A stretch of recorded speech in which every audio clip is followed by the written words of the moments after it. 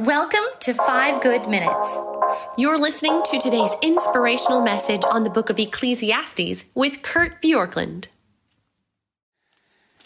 Ecclesiastes begins by saying the words of the preacher or the koheleth, which is the Hebrew word that means a convener or a collector, somebody who speaks to the community and has gathered the ideas. In chapter 1 and chapter 2 have very similar themes, where basically the teacher is saying, in essence, everything seems vain. And so this week we're going to look at 5 areas in chapter 2 that he continues to say don't bring the satisfaction or the pleasure that he had hoped that they would. And the first is pleasure.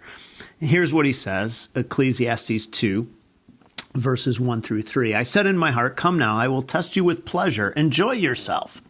But behold, this was also vanity, or hebel, breath. It just was nothing. I said of laughter, it's mad, and of pleasure, what use is it?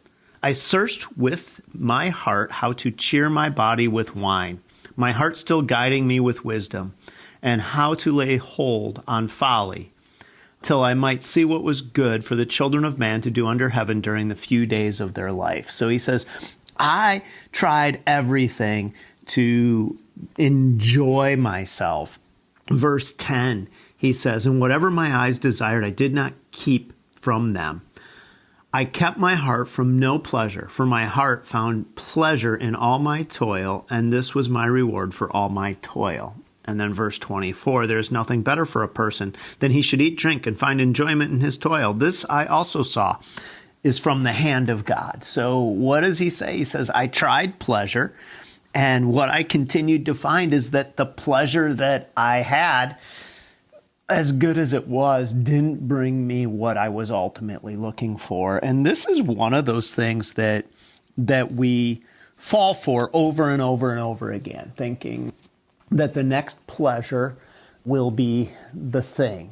Meaning, we say, well, if I could have this vacation, or if I could have this moment, or if I could have this encounter, if I could have whatever it is, merriment, that's good. And I think ultimately what he's saying here is that this, verse 24, is from God, and therefore it's good, but understand its limit, is what he's basically saying. Understand that all of your enjoyment is still vanity, but therefore enjoy it, but have it in its proper place. I think it was Jim Carrey who once said, I wish everyone would get rich and famous and be able to do everything they've ever wanted to do so that they could see that it's not the answer.